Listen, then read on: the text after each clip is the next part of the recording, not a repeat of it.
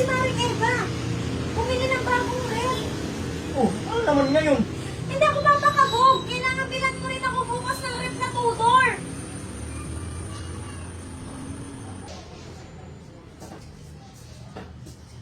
Bakit? Ano yan? Shh! Huwag ka maingay.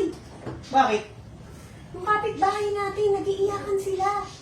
Bakit naman? Si Maring Eva, napunggo ng bike. Nabagok, patay.